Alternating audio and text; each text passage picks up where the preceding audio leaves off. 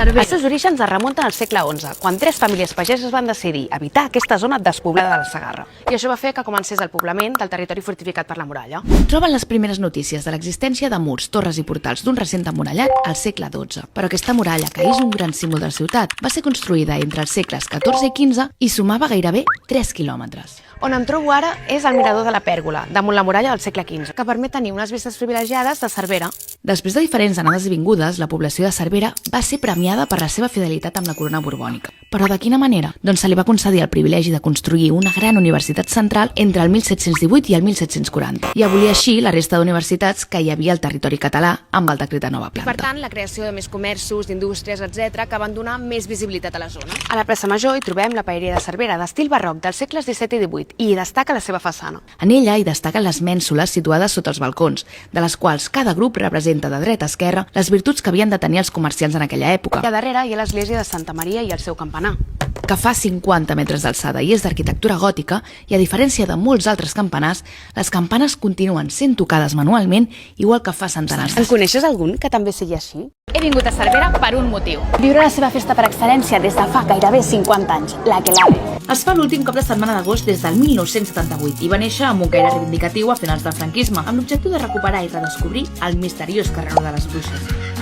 S'ha fet cada vegada més gran, on la màgia o l'originalitat de la festa se centra des dels anys 90 en el Mas Cabró. La seva figura representa l'alliberament sexual i la llibertat, i des de l'any passat també està acompanyat de la figura de la Lilith, la regna de la nit, i per tant aquesta reivindicació també és femenina. I aquest any el seu fil argumental ha estat la flauta màgica. Comença a les 11 de la nit amb l'encesa a la universitat, un espectacle de foc que il·lumina tot Cervera de dalt a baix, que dona l'inici a la baixada, un cercavila i un correfoc de les entitats de la ciutat amb municipis convidats fins a Cal Racó, que és on es fan els 3 actes al llarg de la nit. Passada la mitjanit comença el primer acte, el Ball de la Polla amb el Ball de Diables de Cervera, carranquers que estan actius durant tota la nit. Entre actes hi ha diferents actuacions. El segon acte comença a les 2 de la matinada, amb la invocació de la Lilith al Mas Cabró. I el tercer, a les 4 del matí, amb la seva escorreguda i l'encesa final del focaral dels Diables de Cervera. Ja has pogut veure que l'Aquelarre de Cervera és una de les millors festes de Catalunya i que s'ha de viure almenys un cop a la vida.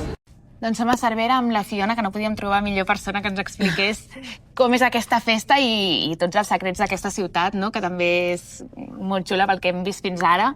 I no sé, explica'ns què és per tu Cervera. És casa i és un lloc preciós i perfecte, i avui, de fet, just avui ho deia, li deia a ma mare, dic, és que crec que no vull deixar mai de venir a Cervera, saps? És com... La meva àvia era de les Oluges, que és un poble que hi ha aquí al costat, i llavors, quan van ampliar família, van comprar un pis aquí. Llavors, evidentment, jo no havia nascut, i quan vaig néixer ja estava. Llavors he vingut a estius tots els estius, i ara no em queden perquè els meus avis, que aquí es diuen padrins, estan a Barcelona, però tenim el pis aquí i és algo com que també als estius tots pugem. Llavors això també és guai, com els estius en família. De cares en fora, jo a les xarxes així no acostumo a fer promoció perquè és com algo molt meu, molt intern. A mi és un moment de desconnexió des de petita, no? Com jo evidentment visc a Barcelona, però és on sempre he estiuejat. I també he passat alguns hiverns. Just avui ho deia, li deia a ma mare, dic, no vull deixar mai de venir a Cervera. Els estius d'anar a la piscina, de baixar i no saber si trobaràs algú o no, i dir, baixo a la piscina i em trobaré algú. I sobretot això, la colla dels amics que som els de sempre, són com els amics que no deixaran de ser-hi mai, els del poble, saps? Que són aquests amics amb els que has crescut, que tens els mateixos valors, no? I que, malgrat tot, o sigui, no? Durant l'institut, durant l'escola, no l'hem compartida, però els estius sí.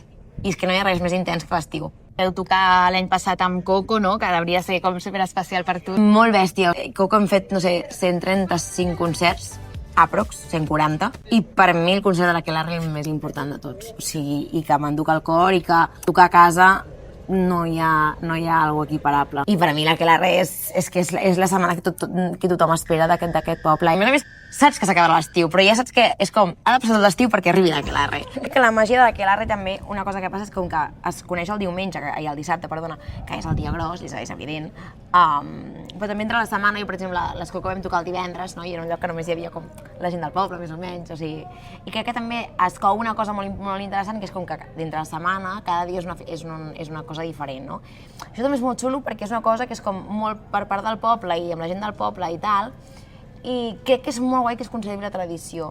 O O sigui, és com, ja des de dilluns encetes l'aquelarre, no? Amb el dilluns jove, bueno, el dilluns d'aquelarre, ja dius, hòstia, ja ha començat i sé que estaré amb la meva gent. És aquí, Se t'enganxa alguna cosa? Clar, i acaba l'estiu dient, gràcies, bones. Això va fer un veure.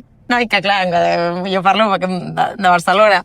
I sí que és aquesta cosa que no són tant les paraules, sinó l'accent. Doncs moltes gràcies per rebre'ns No. i per ensenyar-nos aquest poble, ciutat tan xulo i res, ara a viure la festa major i espero que la gaudeixis, tot i que aquest any podràs gaudir-la a trossets a la nit aquesta, diguéssim. Clar, o sigui, l'aquelarre, jo ara... L'estàs gaudint aquests dies, Exacte, no? o sigui, aquests dies porto, mira, una cosa que diré, porto 3 anys sense poder gaudir l'aquelarre ben bé, perquè amb Coco, evidentment, doncs, he tingut concerts, però ara, concretament, aquest any, o sigui, he sortit molts dies dient que tornava a casa a la 1 i he tornat a les 6. Però avui... Vol dir que ens ho hem passat bé. Ens ho hem passat increïble, increïblement bé. Però ara just marxo avui a fer un concert i tornaré per arribar a l'Escorreguda i al Focarral. Molt bé. Doncs passa-t'ho molt bé, que vagi molt bé també el concert d'avui. Res.